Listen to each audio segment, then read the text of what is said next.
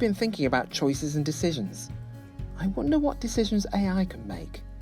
Maybe Randy can tell us. Ooh, that's a really fascinating question. I have several answers to that. So, I guess first we'll talk a little bit about how robots work. So they work by being programmed with something called algorithms. Algorithms are basically just instructions that you give to a robot and you tell it what to do. So some algorithms are really simple. Like if you think of a store that has an automatic door, the algorithm is when someone is close, open door. When someone is not close, close door, and that's it. But AI algorithms, rather than telling the robot exactly what to do, they tell the robot how to figure out a problem themselves. So one really good example is an algorithm around reinforcement learning. Big word, but reinforcement learning is pretty much just how you teach a dog to do the right thing. If it does something good, you give it a treat. If it does something bad, then maybe you spray it with water, or you just say bad dog, bad dog. So that's actually an algorithm that we use in computers too. So if an algorithm is trying to learn, for example, how to navigate a maze, when it runs into a wall, then we're like, bad robot.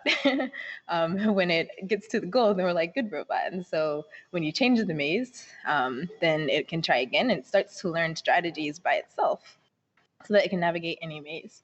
So that's really what's exciting about AI. You don't give it exact instructions, you just give it a way to figure out problems by itself.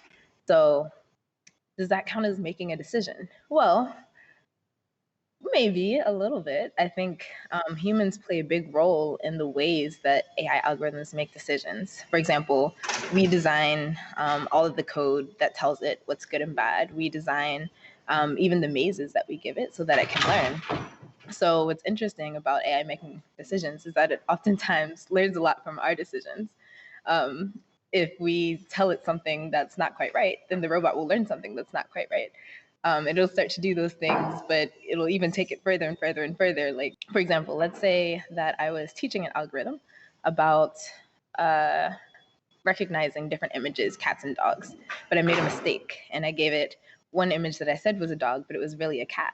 Well, the robot will learn that, but it'll also call anything that looks kind of like that fake cat dog also a cat. So it sort of gets worse and worse and worse as you go on. So yeah, I guess in some ways AI can make decisions, but it really is based on the person who created it. I wonder what makes a scientist like you follow Jesus. So I think for me, it was really easy to be accepting of faith. And I feel that even at a young age, just because I was at church, God really spoke to me in quite a few ways. However, when I grew up, things got a little more difficult. So maybe there's at least a stereotype that scientists, engineers, maybe even people who build robots, because it's like, are you recreating life? There's this idea that maybe a lot of them don't believe in God. And so one summer I was working at NASA and I had a supervisor, and my supervisor told me, well, I'm not really sure that Jesus is real because I read the story and it said all of these things where it was probably just made up. And I was shocked. I was like, oh no, like, what do I say? So I had a decision to make, which was to go and explore what my supervisor had said or to kind of just ignore it.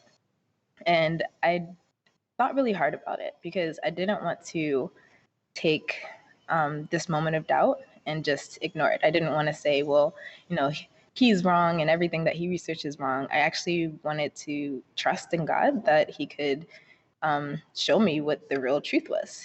So this is a moment that I think maybe a lot of scientists have, where it's like, all right, here's some evidence that may say that God's not real.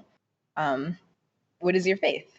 So I went and I looked at the story that my supervisor told me about, and I actually didn't agree with it. There were actually other scientists who were also Christians who said, well, this is based on the idea that the story was false because it was similar to a lot of other stories, but actually there's some research that shows that the other stories were changed to be more like the story of Jesus. So this doesn't actually disprove the story of Jesus. And I was really encouraged by that. And I also feel like when I went again to read the Bible, God was like, yeah, don't ever be afraid to doubt or don't ever be afraid to ask questions. I'm there for you and you can come to me with that.